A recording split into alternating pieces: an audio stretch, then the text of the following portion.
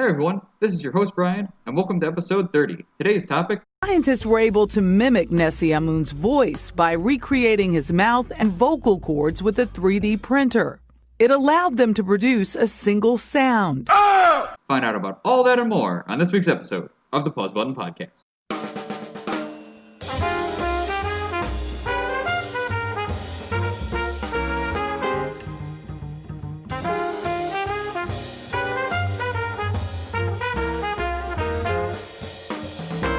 That looked like it really stung Tom. I know, but I'm just I know he's not talking. I'm just saying. Tom does a clap to sync up the audio, and he really did a huge clap. He did one of those like like how Hulk's supposed to have one of those like sound wave claps. Like he didn't have the sound wave, but like if he was the Hulk, it would have been. Yeah. Sure. I'll be honest. I think our podcast would be more interesting if our editor was the Hulk. That's controversial yet brave to say. But as of right now, Pat's parents probably just think that Maloney's getting beat up down here, something like that, slapped around. That's what usually and they're happens, probably yeah. okay with it. They're like, Brian probably said something stupid. Pat's gonna treat him right, make sure he gets what he's got coming. Oh, absolutely. Yeah. I mean, they know that you're a piece of shit. 100%. Wow, we're starting off positive. Are you like the sunshine? Like you're a piece of shit? Like what? I'm the Sunshine Cowpoke. Say cowpoke? Cowpoke. I've been playing Red Dead 2 again. Okay. So Micah keeps calling me Cowpoke, and I'm like, you know what? I'm into it. Micah's a piece of shit, though. Fuck Micah. The only thing cowpoke makes me think of is Patrick from SpongeBob. Get along, little doggy. I don't know why. Cool story, bro. Big dumb. Joey, does your nickname make me think of SpongeBob? Yeah, today, no, not actually, sorry, I just said yeah for some reason. I said I'm the Masacholi Mystery Man. Ooh. Yeah. Exciting. Mystery. Now you have like a whole getup. Are you like a superhero, like Rorschach kind of, or like? Rorschach? How do you pronounce it? Rorschach. All right. Radio Shack. So no, I don't have a get up. Okay. Devontae? I mean, hopefully by now everybody knows what my nickname is, but, I'm Devontae, I'm the retro guy. Absolutely. Yeah. Keeping it consistent because everything changes weekly, Yeah. 2020, everything's shifting, so it's nice to have a sense of comfortability. Devontae is our rock. He holds us together. He is the foundation on which we are built. I got a new one. I am Brian, the bomb-proof businessman. They always make me so mad. Yeah. No, I'm not. That one wasn't great. You don't like it? Bomb-proof? Yeah. What's the context for bomb-proof? Have you seen me blown up by a bomb? Have you ever You can't disprove it. attempted to be blown up by a bomb? No, but as All far right, as we know, next podcast is confirmed. We're blowing up Brian to That's see if listen he's to- bomb-proof. Yeah, if we in get our to video 60 episode, listens. We make a pipe bomb. we get Yeah. 20. This is going on the internet. I don't know if the CIA picks up. If we get 20 listens, we're gonna blow me up and see if I survive it. If the bomb-proof thing. If we get 2 listens, we're doing it. Please, no one listen. Also, we should probably mention you might hear us sounding different. That's because we're in person again. We're wearing some masks and we're bathing in that hand sanitizer and social distancing, and we can look at each other and talk. And I put hand sanitizer in my eyes, and now I can't see so good no more. I think it's affecting your brain too. Ah! Oh, Pat. He's a great actor. Yep. Great actor. Mm-hmm. Can we put the same yell from the start of the episode over that? So last episode we started off with some fun intro topics. Joey's got some fun ones. So last one was enjoyable, where we talked about what's the title of that one again? I apologize, I'm forgetting it right now. Of what? The last segment we did? To make a long story short. Yeah, there you go. Yeah, that was the last one. Now we have a new fun one. Joey, what is it? This segment is called Real Talk, and it's, I gotta explain why it's spelled like that way, just like the PH News. Anyway, it's like a movie reel, like REEL. Anyway, so what we do in this segment is we talk about, or I'll name any like random movie. Hopefully it's not one that you guys have already seen. If it is, then let me know. and we could change the movie. I have a couple set up here. But anyway, I'm going to name a movie, and the rest of the guys just have to like make up what they think it's about, or say who they think would be in it, or something like that. So the first movie that I have is called Delicious Three Sisters, and I promise it's not a porn. So Are you sure? Yeah. Yeah. Are you sure about that? I honestly wasn't sure when I looked it up just based off images, but I don't think it is. So we could go one of two ways with this, I think. I think Delicious Three Sisters is either a fun rom-com about three sisters that own a bakery together, or it's a horror movie about a man who wants to eat three sisters and collect them like three delicious things, and he like slowly eats one of the next throughout the movie. I kind of like that. Who do you think the three sisters would be? Let's pick. I like the actresses bakery one, by the way, not the one where they get eaten. that- I just want to say here's that. what it is, though. I think it's gonna be Zendaya, and she's just gonna play all three of them. It's gonna be like what's the Eddie Murphy movie? Nutty Professor? Nutty Professor. Yeah, Uh-huh. Nutty Professor, where he plays multiple people, or the the Jack Black thing from Tropic Thunder. Okay. It's gonna be one of those situations. She's playing three different characters. Okay. Is that what we're going to... I guess we'll just go with that. I don't know, unless anybody else has other ideas. No. Who's direct? You can also have it be all three of the Olsen sisters, but the Mary Kate and Ashley are just witches Oh, because they look like it now. yeah. Heroin is a hell of a drug. I do I like... don't want to throw out accusations. I don't I know. thought that was confirmed. Is it? I thought she did something, but I don't I know. mean, Oh, they did probably. drugs. I feel like that's okay to say. I do like the idea of Olsen Twisters, where they're all different tornadoes. They combine into one giant one. I'm so tired, Joey. I'm so tired. So the next movie that we have is An American Pickle is the name of the movie. What do we think that might be about? Okay, I saw the trailer for this, I think. Oh, you did? Okay. But, I mean, the title itself doesn't exactly fit the movie, so I feel like this goes...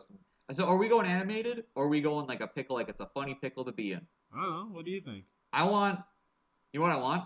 What? I want this to be the dark, gritty reboot to the VeggieTales. I was actually thinking that. Yeah. Yeah, they all were, like, submerged in some shit, and all of them died except, who was the cucumber? Larry? Larry. Yeah. Everyone dies except Larry, you know? And he's, Uh-huh. like, in this post-apocalyptic world, and there's, like, zombie fruit. Uh-huh. You know, and like he's the only vegetable left alive, and he is. Can we add in the last American Pickle or just American Pickle? Well, I mean, the movie's just called An American Pickle. I can't change the name of the movie. Well, there's the sequel. The sequel is the last American Pickle. I have also seen that trailer, but I will say that the movie is a documentary about Rick and Morty fans who have gone too far with their memes and running around yelling, "I'm Pickle Rick," like all the time, and then they like damage McDonald's for Szechuan sauce and like all that stuff. Damn, that's actually like pretty good. I like that. I would watch that. Devontae, you got any ideas? I know. My idea came towards like Pat, Okay. the Pickle Rick type thing. Except I think it'd be like I'll probably change it to like a live action movie when it's a really bad CGI pickle going around just causing trouble. Who's voicing this pickle? I don't know. I mean, Steve Harvey's always good to go to. Steve Harvey is a pickle. What? I feel like Nicolas Cage pickle is better. I think that'd be good. I feel like both of those answers are ridiculous in their own right. What and I about think, Steve Carell? Like Steve Carell's an actual good answer. I think Steve Harvey. I was joking. I don't actually. Well, it wasn't funny, Brian. Where's Don't. your subconscious? Do you normally laugh at Are my you jokes? mocking Steve Harvey's career? I do a Family Feud enthusiast. It would be a movie about when he messed up the Miss Universe thing. Oh yeah. That was a thing. Just plans to the black and white shot of his face, like. I think it would kind of be like an American Sniper movie, but it's like Larry the Cucumber, except he's pickled, like he's gone bad. Is there a really obvious fake scene where he's holding just a blank real cucumber that's not alive? Oh yeah, with the baby, I There's forgot that about that. baby, Yeah, it's like, that's clearly plastic. yeah, yeah. We Thanks, could have Clint that. Eastwood. But that's it. I feel like we used up enough time on that, so we'll just do 2 today. I like it. I like Yeah. it. So we're gonna get into things now. Welcome to the Pause Button Podcast. 3 times a month, your 4 favorite hosts, Pat, Joey, Devontae, and me, along with Tom, the intolerable tech man. We'll take a topic, delve into its past, discuss its present, and debate its dazzling future, and we'll do our darndest to entertain you along the way. You can expect surprising facts, funny jokes, deeply depressing monologues. And of course, unrelated witty banter. So whether you're watching a movie or playing a video game, sit down, shut up, and open your ears. It's time for you to relax and hit pause.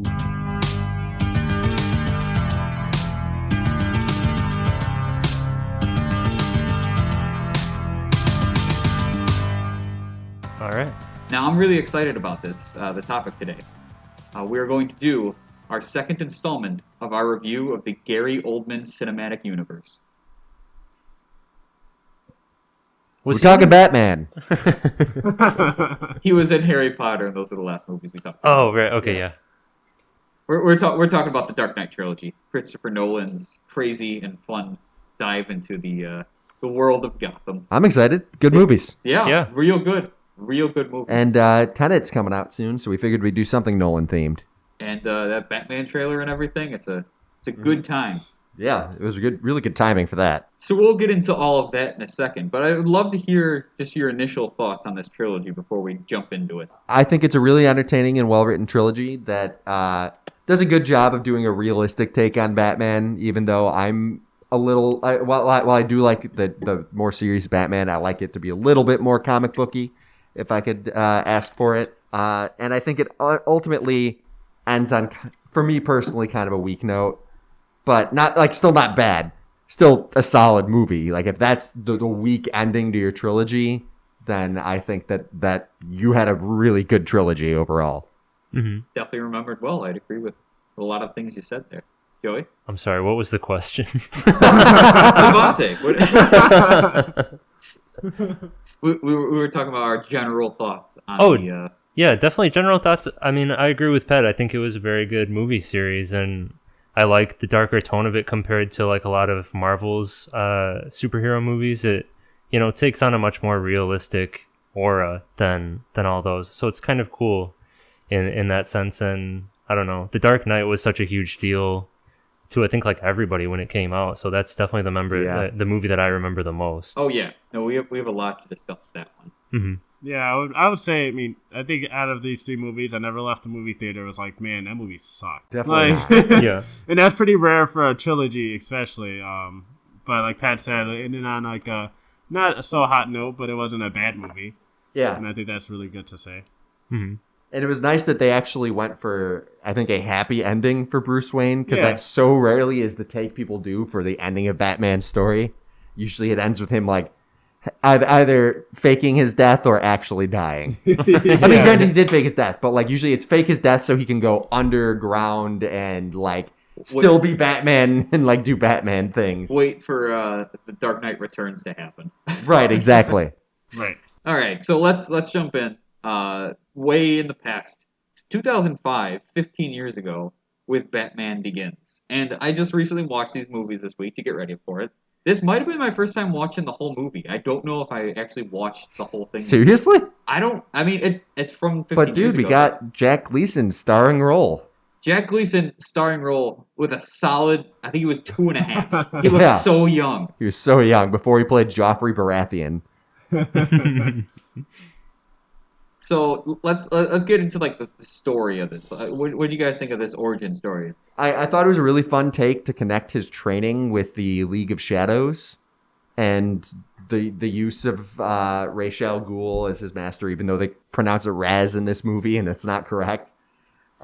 They might pronounce it racial like once or twice correctly. I think it alternates characters. Like Michael Caine says it different than... No one... Ra's al Ghul. Yeah, no, it's really weird. There was no consistency there. The twist over Liam Neeson's character being Ra's al Ghul is really easy to see coming. Although it may have been a play on Ra's al Ghul in the comics being immortal and getting resurrected. Maybe that there is no Ra's al Ghul and it's just a name passed on from person to person. As soon as the other guy died, then he became Ra's al Ghul. I don't know, that facial hair just screams Ra's al Ghul. Oh yeah, there's also he straight up looks like a white Ra's al Ghul. So it's like sure. The action's fun. I like the character of Rachel as a way of connecting to Batman, to like a human element of his character. Even though her really interesting stuff comes in the next movie. Yeah, I didn't really like... That was one thing I actually noticed, like, seeing a movie from 15 years ago. I was like, she is basically the only female character in this movie, and she just kind of gets saved. Like, yeah, absolutely. You're, it's you're a definitely product of the correct. time. The action sequences are really solid, and I really like all the acting from the two main guys, or there are actually three main guys I wanted to see good acting out of, which is Bruce Wayne, Alfred, and Gordon. Yeah, Are all played by great actors, so it's not Michael surprising. Caine might be my favorite part of this whole trilogy. Who'd you say? Michael Caine might be my favorite part of this whole trilogy. Are you saying Michael Keaton? Caine. Kane. Yeah. I kept thinking you were saying Keaton. I was like, wrong Batman you watched, Brian. Not the Vulture. No, he's always great. He's never there's never an off scene. He's really believable and likable. I do want to say we talk about the action. Like the very first scene, he's Batman. That is so good at the docks there, and he's like this like horror movie like monster that just comes out of the shadows, and like you don't see him attack, and it's from like the goons' perspective as he's just picking them up and knocking them out one by one. Yeah, that's one of those iconic things about Batman is the stealth takeouts, and it's one of my favorite parts of the Arkham games. So like really getting to see that in live action was so much fun. Now, Pat, I feel like you're a little bit more well versed. Is a callback to the one homeless guy that he gives a coat to? Is that a staple of the Batman universe, or is that? No, not really. gotta be honest, but it's a nice little Bruce Wayne thing to do. Yeah. Although I feel like that screwed that guy over, and it got taken as evidence by the police when they were searching for the disappeared Bruce Wayne. 100%. So, Joey, I had a question for you. Yeah. So, do you remember what happens in this movie with like the Narrows and how they send all the police in and all that? Uh-huh. It's a little bit of a spoiler, but I got to talk about it now. Gotham PD is awful. Oh, they have okay. no good plan.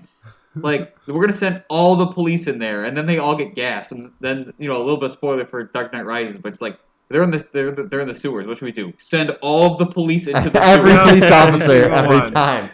No reserves. Put them all in. Like, they learn nothing. Yeah, It's the same unfortunately. plot point of, like, all the police are gone. It's like, come on, you got to be smarter than that. Hey, it worked so well the first time. Speaking of working well the first time, I looked into it. So the scene when his parents die and all that, they go to the opera.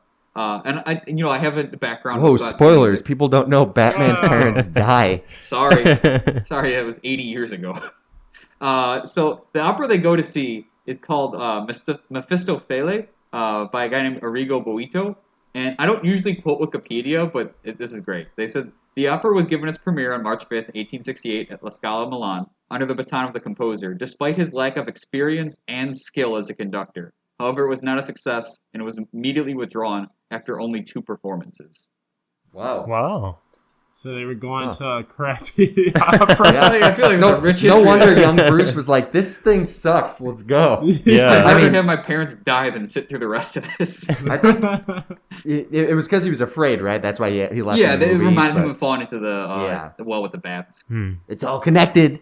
Wow. Yeah. Yeah, but it was really fun. I really liked Jonathan Crane's Scarecrow. It was a really good take on him. I love that he's in all 3 of these movies. Yeah, He's a great actor. He's a good connecting point. I do want to bring up people who are also possibly going for that role.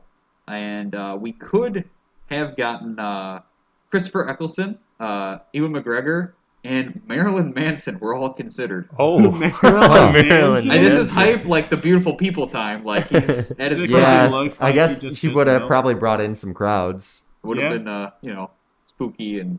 Did they just choose him because of his appearance? I can't imagine Marilyn Yeah, Manson I don't being think a he's an really actor. good I don't think he's ever been in a movie. Yeah. It's like, you wear the makeup already, So that kind of leads into the kind of like how we did with the Harry Potter ones. But I like we'll talk about story and we'll talk like directing and themes and style and all that. So what do you guys think of the directing and style and music and acting and all that fun stuff? Well, Christopher Nolan is obviously a really good director. I think it's pretty consistent with his style he's had in a lot of his films. Overall, I think he really does a solid job of directing the type of Batman movie you would expect from Christopher Nolan. Absolutely. That's right. Go ahead. No, I was just going to say, I agree to that. I feel like the number one thing he nails down is a style. It's dark, it's gritty, it's grounded. Everything's wet and smoky. Like there's a little bit of like Blade Runner kind of like not dystopia, but Blade Runner's a dystopia. This is kind of a dystopia because they had like a whole depression before, back in the past and everything, and they kind of show that with the Narrows. And so I got during the Harry Potter one, I did a what insane thing does Dumbledore in this movie, and I'd love to do a little segment for each of these movies called Nolan's Nook of History, because I found out some pretty cool facts about the movies. Going back to Blade Runner, like before they started working on it, Nolan invited the entire crew for a private screening of Blade Runner, and after the movie, he said, "This is how we're gonna make Batman." And like, I just thought of that, like the hype of that, like you're coming off of Batman and Robin, and you're like, let's see this movie, and then he shows you, Blade Runner, and he's like, "That's what we're going for," and everyone's like, the hype of that, like going into it, I feel like that'd be Yeah. That works. And Blade Runner is a good comparison as far as like tone goes, where it's like kind of campy, but also definitely dark. Yeah. And that worked to convince the people working on the movie. I do have a fun story. It was from the LA Times where David Goyer, who co-wrote it, attended a comic book convention at San Diego Comic-Con. And it was the first time anyone associated with the film was speaking publicly. And the first question he got was someone stood up in the audience and said, "How can you guarantee this movie won't suck?" And then everyone applauded. Damn. What a dick. I mean, like, they felt burned, they were coming off of bat nipples in the bat car. Like, the bat card. I guess. Bat nipples. I mean, it's rude. For sure. Nerds gotta chill. Yeah. Right. And, like, there were lots of different versions of this movie that they had beforehand. With even the director from Requiem for a Dream was considered at some point, but he wanted rated R. But the big thing is that it ended up obviously with Nolan, his brother Jonathan, and then David S. Goyer writing it. And the thing they had planned right before this was for a Batman v Superman movie. And Goyer said, "In the eyes of many comic book things like this, he said, it's where you go when you admit to yourself that you've exhausted all possibilities. And it's like Frankenstein meets Wolfman or Freddy versus Jason. It's somewhat of an admission that the franchise is on its last grasp." Damn. And he later executive produced Ghost Rider: Spirit of Vengeance and Batman vs Superman: Dawn of Justice. Oh, well. Executive produced it.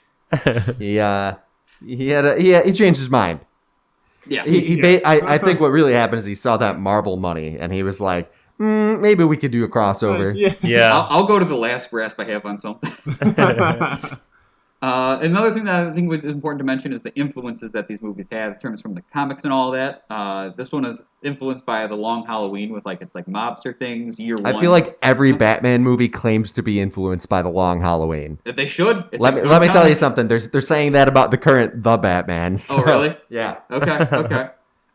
Year One, because, let's say that. And The Man Who Falls, it's about, him traveling the world and all that. Give you that, prison Rachel Gould thing that they have in the beginning.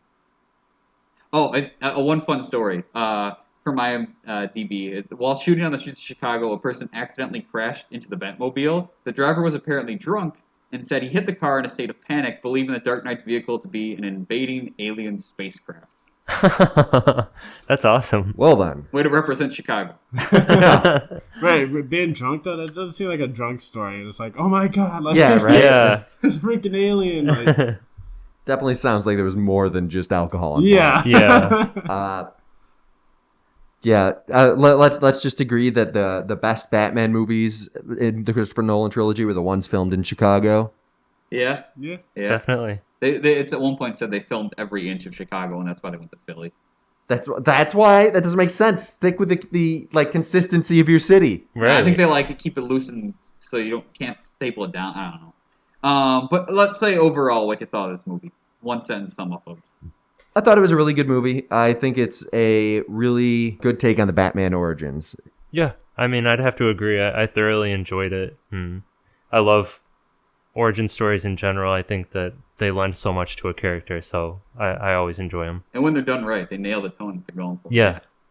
Yeah, and I agree. I mean, compared to, like you said, Batman and Robin and having an actually good Batman movie, it was like, a sign of relief almost. Yeah. A good comic book movie. There weren't that many at that point. That was the age of Spider-Man. This main theme of fear and all of that, and the secret societies and the mob bosses and the poisoning of the city's water supply. It's very Batman, and I really enjoyed it. And I like giving things the random ranking, so I give this 58 out of 71 swear to me's. Okay. Yeah. Sure thing, bud. Okay. So we're going to continue, and I feel like we can talk about this one for a very long time. The Dark Knight from 2008. This was a really solid movie, Is obviously. this movie perfect? I mean, Perfect. Tom shakes his head yes. as far as then that's nodding his head. Shaking his head would be no. Excuse me. That's fair. But I mean, it's a really solid, really, really, really good movie. I would like to acknowledge, though, that the more standout parts of it are Joker based rather than they are Two-Face or Batman based. Batman is definitely a background character to. I feel like it's just Gotham is a character almost of this. Just the city itself, it lives and breathes, and Harvey Dent is a character that gets attention. The Joker is almost like the opposite of Captain America, where he is not. There's no character development. He's just an unstoppable force. An influence was like they were influenced by the Jaws from Shark. They wanted him to just be he is the Joker, and he's just the Jaws from the shark from Jaws. I didn't think about that. Yeah, I'm sorry. Go ahead. Shark Tale. But he's and then Batman's just kind of reacting to all of it, and obviously there's the whole Rachel stuff. But like it's definitely. It's almost like you get that feeling of like the trifecta of Gordon and Batman and Harvey Dent and all that. And I feel like it shares everything equally as opposed to just being a Batman movie. And I know we're going to want to talk a lot about the Joker, but I wanted to give a shout out actually to the performance of Maggie Gyllenhaal here, who plays a way better Rachel Dawes. 100%. I think Katie Holmes does a fine job in the first one, but the Rachel Dawes in this one feels like a much stronger character overall. Yeah. And the choices her character ends up making here, choosing someone else over Batman, over Bruce Wayne, it hits home and it hits hard, but you can totally see why. That's the plot point that they have there. I did find an interview that she did. And they were like, is your character just a damsel in distress? And she's like, there's an element of that, but like, there's also like elements of like being like a powerful character, and like she's got the lawyer thing, and she's very smart and well-rounded. The way she talks to the Joker when he's threatening to throw her out that window and stuff, and the way she doesn't hide her disdain from him, and she doesn't look at him. There's fear in her acting, but there's also that just true disdain for this man threatening her, and I really appreciate that. That brings up a point I wanted and to pity. make. During that scene when they first did it, it was the first time Michael Caine saw, Heath Ledger as the Joker, and he just straight up forgot his lines because of how like terrifying he looked. He is an intimidating looking Joker, that's for sure. Yeah. I remember there being a lot of theories about him being a veteran of Afghanistan or Iraq. And that's why his cuts were shrapnel wounds, and that's why he has such an understanding of military weaponry. Oh. And I was like, that could work as a decent theory. It's interesting. The big thing I want to mention is how it feels like every scene is the next like best scene in the movie. Like everything's really good, and then you get to like the chase scene when they're going like in Lower Wacker Drive or whatever they called it in the movie. But like the tank or the RPG and all that, and like then there's the whole face off where he flips the truck and he's and he's going at him. Like, God, that's so good. And Gordon's alive, and then it goes to the interview at the police headquarters, and Batman shoving the chair under there and beating the shit out of him. And then it goes to the climax, which like there's half a climax with like him confronting the Joker and going around and like rounding up the cops and being like the people in clown mask are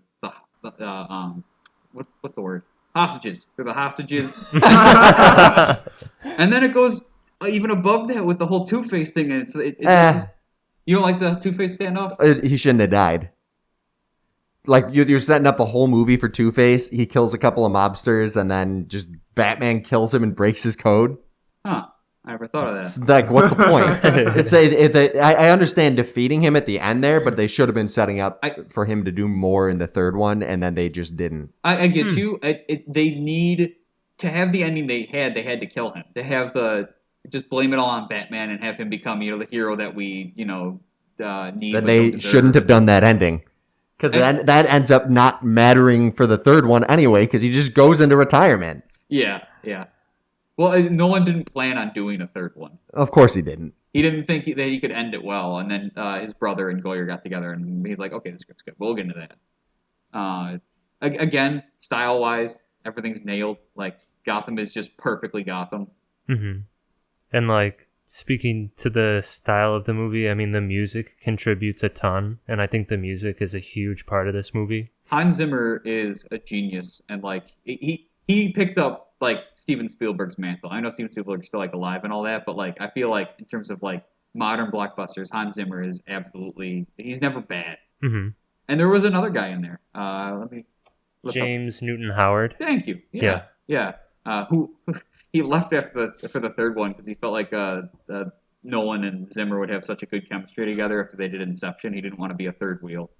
Oh wow. Yeah. But just the Batman theme, it's so good. Yeah.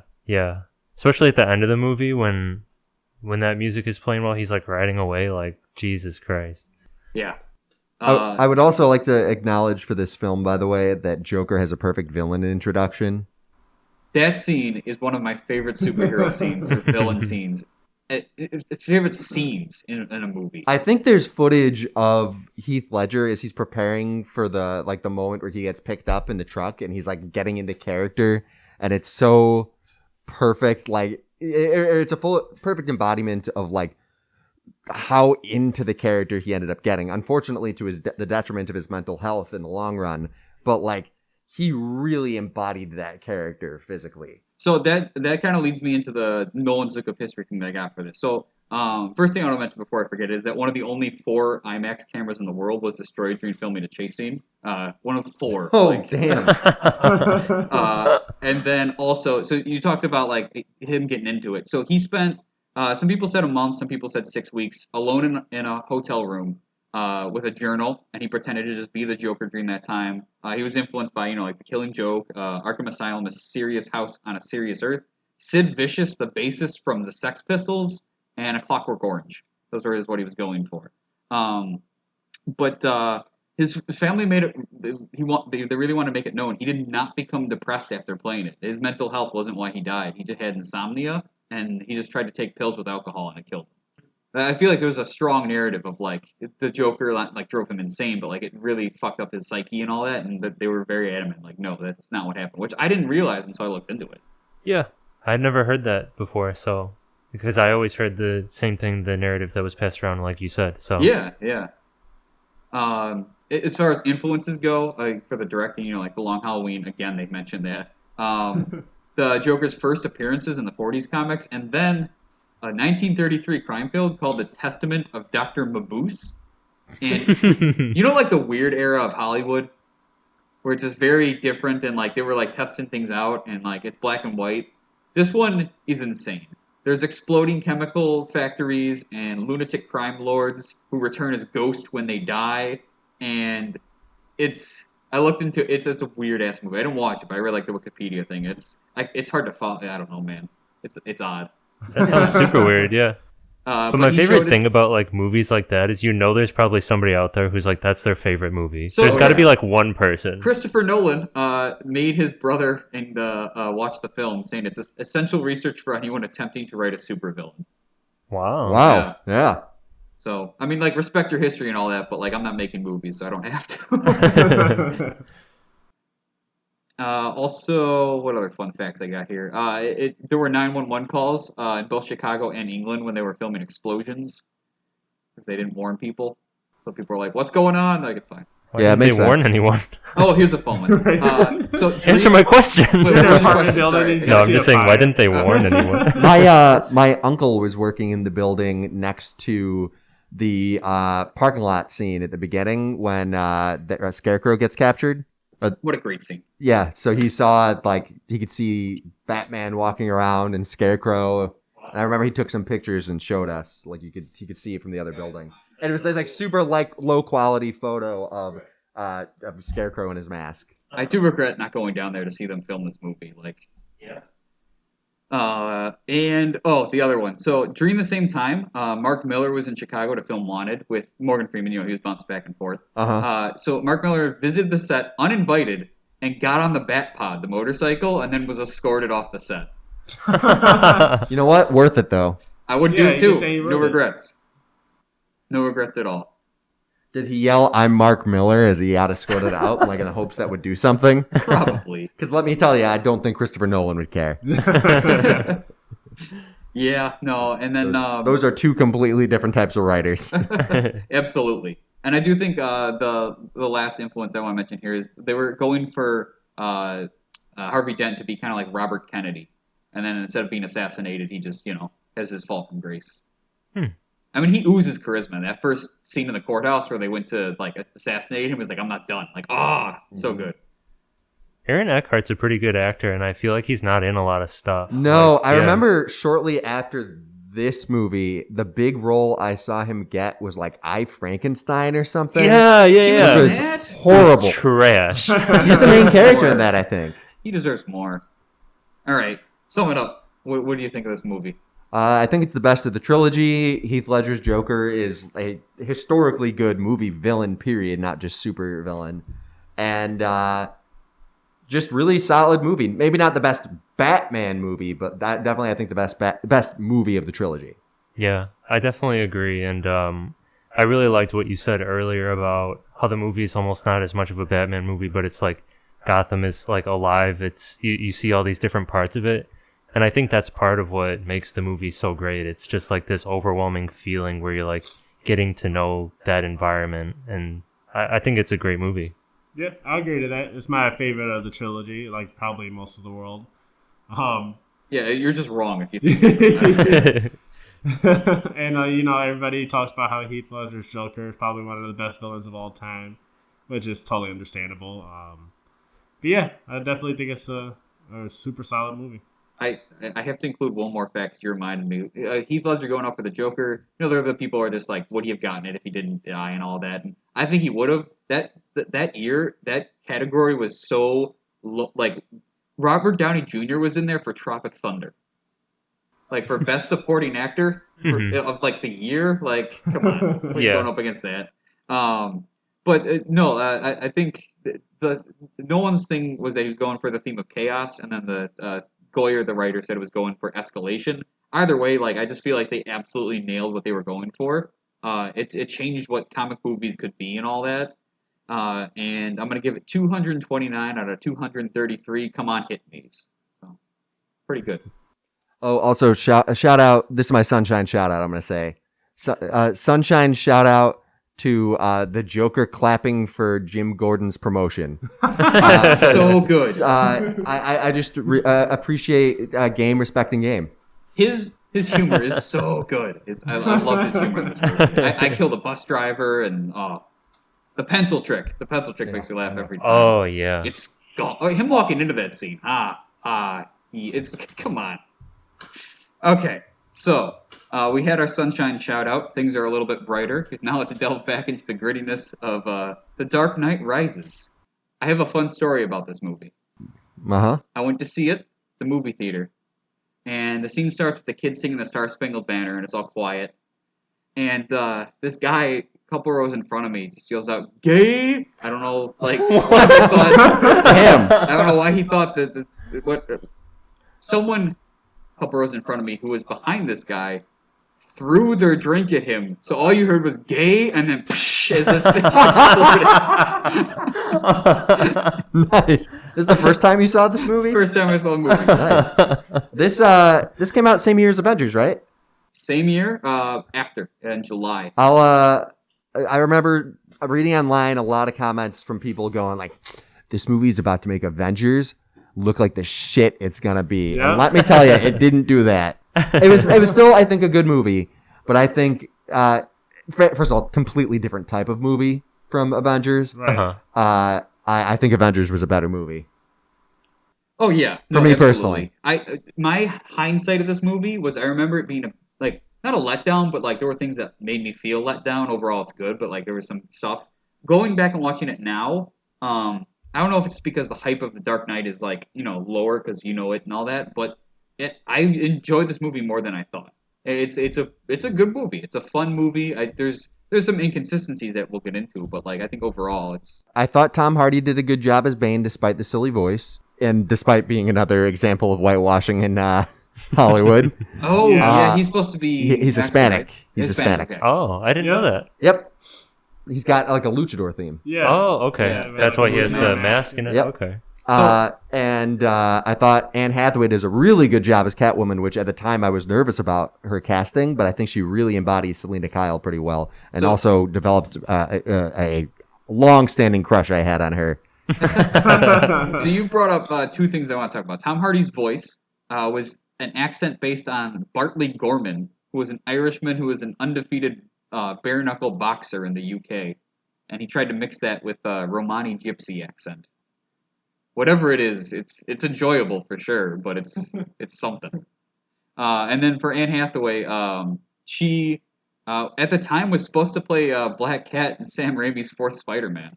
Damn. Yeah. Wow. So she would she also went up against Lady Gaga and Natalie Portman. I feel like I remember her saying in an interview she didn't expect to actually get cast for Catwoman and was very surprised when she... She said she was a nervous wreck. Yeah. There was a fun story where her agent called her and he was like, "You should sit down." And she's like, "Oh my God, I'm Catwoman." He's like, No, the Oscars want you to host. She's like, "Oh, well." That's also exciting, sure. It's like, thank you, but that's not what I'm looking for. You said Lady Gaga? Lady Gaga was auditioned for it. Yeah. Wow. I feel like I could not imagine that at all. No. I could see it, but it wouldn't be as it wouldn't fit. Yeah. So I got a question, Devontae. I'm gonna ask you this question. What's up? Does nuclear fallout exist in this world? Because they're like, this is a nuclear bomb, and he's like, I'm gonna go 6 miles out, and we'll be fine. I'm like, I don't think that's how nuclear maybe physics it was works. a really tiny nuke. Yeah, baby nuke. I don't know, man. Maybe like the fallout comes to like right before Gotham's waters, so it doesn't really The fish they eat? And he saved it. He saved them, Brian. Yeah. He saved them, and he also got out without cancer. I'm just saying, there are parts of Nevada you still can't go into because of the Los Alamos testing. Yeah, you know. It was a basement nuke. Exactly. It wasn't like a industrial nuke. It was a basement nuke. They made it themselves. You guys ready for some fun facts from Nolan's Nook of History? Sure. Bane's coat took 2 years to make. Wow. Really? Why? They specifically made it to look militaristic and also like a French Revolution coat. To be fair, I guess that coat is kind of iconic now. Like, if you showed me that coat, I'd go, yeah, that's Bane's coat. Yeah. So I guess there's that. The 2 years, though? Yeah. So, and then here's some interesting stuff from the studio. So obviously, Heath Ledger passed and all that. The studio executives wanted them to get Leonardo DiCaprio to be the Riddler, just to be the next best thing. And he's like, I'm not doing that. I want Bane because he's the exact opposite of the Joker. He's physically imposing, like a monster. I did appreciate them playing in it with an intelligent Bane. And he's not just a dumb idiot running around with muscles. Yeah. Until he got ruined by Talia al Ghul showing up. And you're like, why Talia? I mean, Talia was a cool idea to use, but she totally undermines Bane in this movie. Yeah. And I don't feel like her actress was amazing either. He specifically wanted her. He very much wanted her to play the role, and I don't know why. She was fine, but then when she went full villain, she didn't play it well. No. Yeah. She went kind of campy, and it didn't work in the Nolan trilogy. You remember that scene where she crashes the truck and dies? Yeah. But Gordon's in the back with a bomb, and he just crawls out like, oh man, that's nuts. Yeah. Yeah. It was that whole bit was weird. And then Bruce is just like, all right, I'm over the person I'm in love with betraying me. I'm just going to get with Catwoman now. And you're also betrayed me. Well, she did, but not nearly in as bad of a way. She didn't stab him, yeah. Yeah. And you know what? I say trade it up. I'll be honest. That's fair. Gonna go for the first round draft pick. Influences of the movie, Nightfall, the 90s comic one where he breaks Batman's back. The Dark Knight Returns, because he's come back from retirement. No Man's Land was the one where they got Gotham being walled off from the world. This was because of an earthquake or something.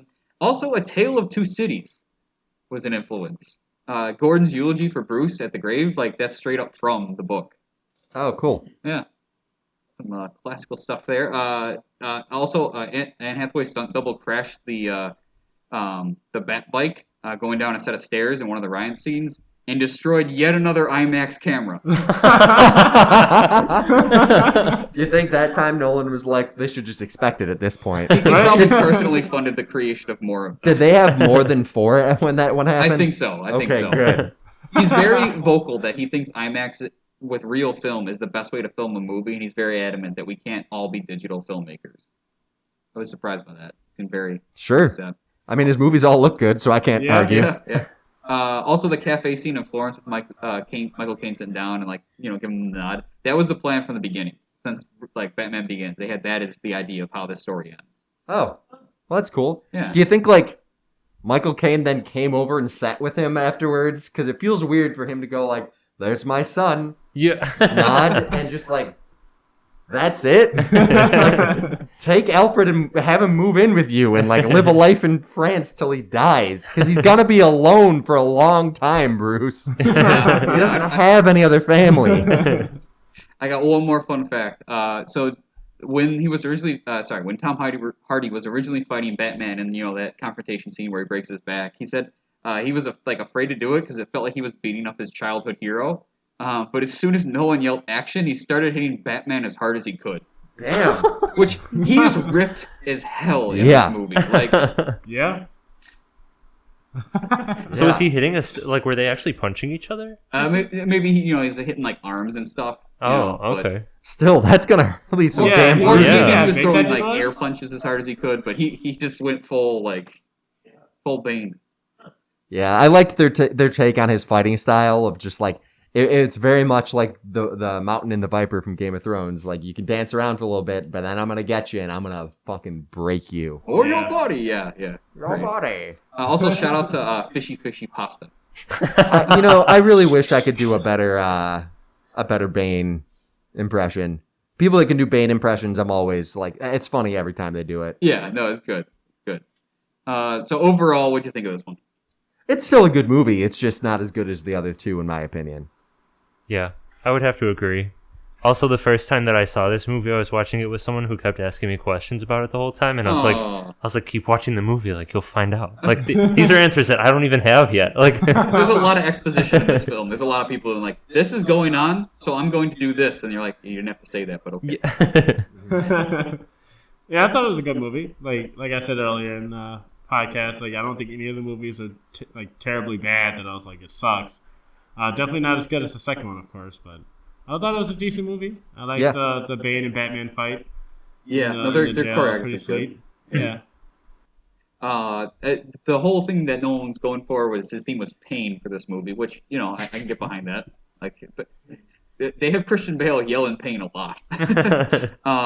But I think this movie kind of suffers from it's older brother being too big, kind of filling the shoes. I think in a different world where we didn't get that good of a Dark Knight movie, I think this movie would be remembered better.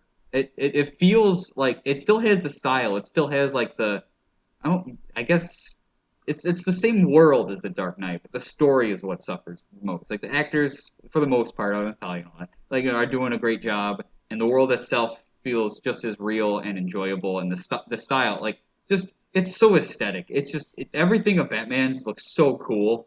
It's just all dope and just enjoyable. And I give this film, what did I decide on? I have it here. I give this 125 out of 146. The Fire Rises. So, was that a good Bane? Yeah, that was mediocre. Mediocre at best. That's okay. I gotta practice that a little. I am wearing a mask. It helps a little bit. That being said, something else came out this past week. So let's get into the present with DC Fandome. There's some fun stuff. We could talk all about the video game Gotham Knight stuff, or the Suicide Squad stuff with James Gunn. But we're talking about Batman today. The Batman. Like the cartoon series. Just I think that's the same title as what's his face, the one from the '80s. Guy who makes the dark films, Johnny Depp. Tim Burton? The Tim Burton one. Isn't that one called The Batman too? I thought his was just called Batman. Let's find out. Or could we could just not Google it and talk about the current movie we're trying to talk about the present. Okay. So the Batman trailer came out, and it's dope. It's so good. Yeah, it's really good. I'm really excited for it. It looks like they're taking a slightly less grounded take than Nolan, but also still going pretty grounded. They're focusing on Detective Batman. This time I can actually see the inspiration from The Long Halloween. And the eyeshadow. You can see the eyeshadow. You can see the eyeshadow. It's not magically coming off when he takes his mask off. And it's really cool, Paul Dano's take on the Riddler so far. Really appreciate it. The sort of realistic, like, let's leave some clues and Batman's got to figure it out. Jeffrey Wright seems like amazing casting for Gordon. I could listen to him read me bedtime stories every night. Please do. Jeffrey, buddy, come on.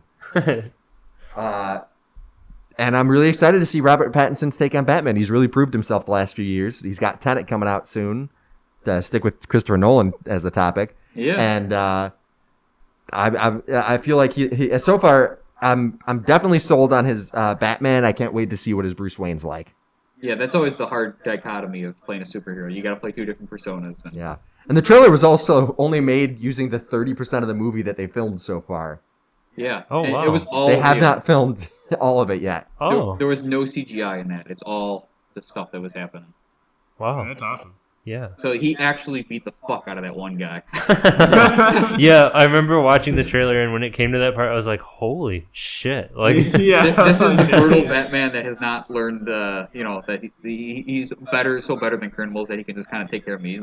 He's brutal as hell. Yeah. yeah, Let's go. and everybody he's else is just watching, like, They're bro. just so terrified. This Yeah. guy showed up dressed like a bat and beat the shit out of him. Like, we should probably get out of here. Stop! He's already. Are those dead. guys Joker goons, do you think? That's what I thought, because they look like clowns. Yeah. It looks like, Joker might already Yeah. exist, which means we've got Catwoman, Riddler, Penguin, played by Colin Farrell, unrecognizable in Yeah. that trailer. I do want to bring up and potentially sorry. Joker. There is a counter movement that says that only ugly people should play ugly people, and the fact that they took Colin Farrell and made him look ugly is bad. Oh, well, all right. Well, no one looks like fucking Penguin in real Yeah. life, so Danny DeVito. those people can maybe chill. Danny Danny DeVito DeVito. still needed prosthetics. He didn't Yeah. look like Yeah. that. No one has that hook nose. Yeah, that's just not. It's not a thing.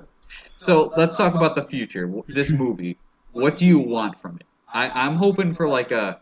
It's realistic, but I do want. To be honest, I just want a movie that can have Clayface in it. This movie shouldn't have Clayface, but I want them to build a world. That's To be fair, I'd be fine. Clayface would work for detective style Batman movies with like figuring out who he's pretending to be. So that's fair. I just want that level of comic bookness. It's still like grounded, it's still gritty, but it still has that like there's fantastical stuff in here. Yeah, that's kind of what I want. Like, not too crazy over the top that you get from like the Batman that we've been seeing in the Justice League and stuff like that. Yeah. But still not quite as grounded as Nolan's would be my preference. I Yeah. do want a focus on the detective stuff for maybe one or two movies at least. That's actually what I was kind of thinking, a nice focus on the detective stuff, and definitely I just don't know exactly what I expect from like the riddles and clues that he leaves around, but like I'm expecting a lot. Yeah, I mean DC stands for Detective Comics, and we haven't really got much of detectiveness in Batman. So. Will this be a franchise or a one-off, or are they? I'm just hoping wait for a to see? franchise, but we'll have to see how the quality of this film is first. If it's a bad movie, then let's hope it's not a franchise. Hmm. I'm guessing it's going to be a franchise. I mean, I think DC is going to try to, this is their chance to try to get back at Marvel. And Yeah. Without making, even if the first movie's bad, I could see them as like, well, now we know what not to do, and then. So the big thing that came out of Fandome, other than this trailer, was kind of their concept for the DCEU. It's not like, hey, like we're just going along with our story like Marvel is. It's a multiverse. Michael Keaton's is going to be Batman in Ezra Miller's Flash movie. It's going to be based on Flashpoint with different realities. Yeah, with him like being able to travel through stuff because they're having both Ben Affleck's Batman and Michael Keaton's Batman in that movie. Do you like where that's headed? Is that I better. think it's a decent way to handle the different tones and different styles of filmmaking.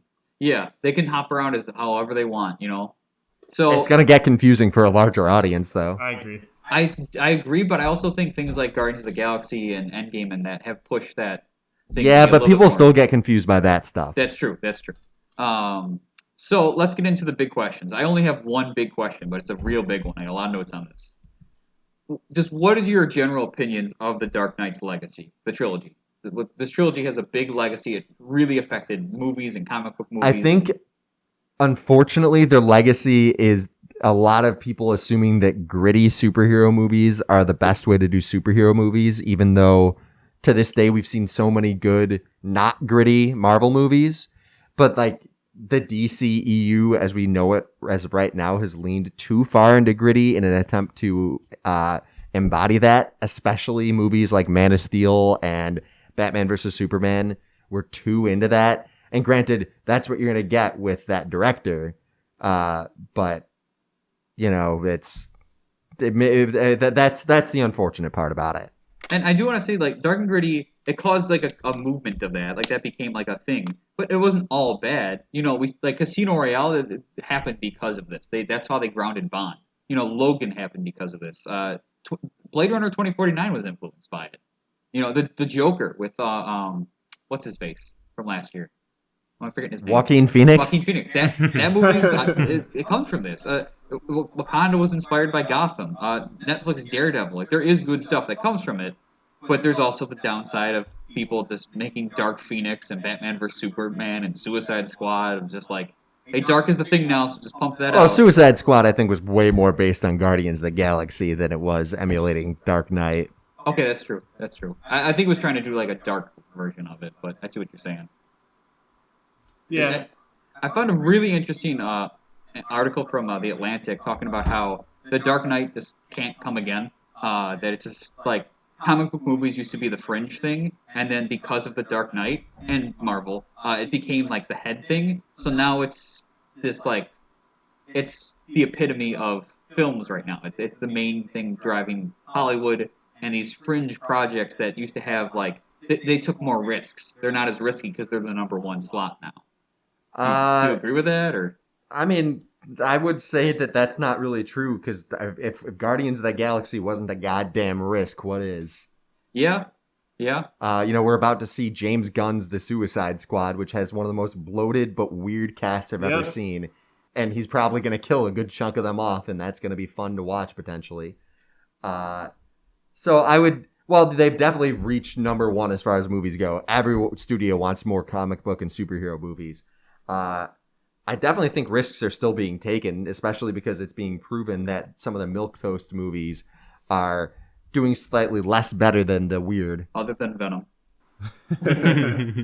I mean, I do think there's an element of trying to please everybody, so not being able to, like, please someone fully, you know? They're trying to just blanket audience stuff, and I do hope that Phase 4, Marvel, and whatever DC does past this changes that, but we'll have to see. Any last things about Batman and the Dark Knight and all that fun stuff? Shout out to Christian Bale's abs, I guess. I gave you 3 shout outs today. Yeah, we got a triple dosage of the sunshine because it's too dark and gritty. We gotta get some brightness in here. Yeah, I made sure to take away the sunshine every time I did a shout out. There we go. So we are on social media as we're wrapping up here. Let us know what you thought. Facebook, Twitter, Instagram, all that fun stuff. YouTube, Spotify, Apple Podcasts, wherever you want to listen. Our handles are usually Pause Button Pod, so if you search that, we will come up. Let us know what you thought. Let us know what topics you want us to cover. We'd love to hear from you guys. As far as listening goes, though, we reached 40 with Resident Evil, so we are going to make a drunk episode for you. That's coming this year. Our next one's 60. If we get 60 lessons, we're going to have a really... Listens, not lessons. 60 listens. We're going to have a fun prize for you. We're joining community college. The Pause Button Classroom. And if we get 20 subscriptions on YouTube, we're so close. All you can do is hit subscribe. We'll make a video episode. We're 9 away. And all you got to do... Then you can see our pretty faces as we talk. So share this with somebody. Let us know. You don't want to see them. But overall, we thank you so much for listening. We hope you enjoyed. Tom, what is going to be our next topic? Our next topic for next week will be discussing the Snyder Cut of Justice League. Steppenwolf actually looks good. It's going to be great. I don't have 5 hours, man. I don't know about you. But it's definitely going back into the grittiness, which apparently we're not a fan of. So. We'll see. We'll have to see. But until then. Now we're going to hit pause.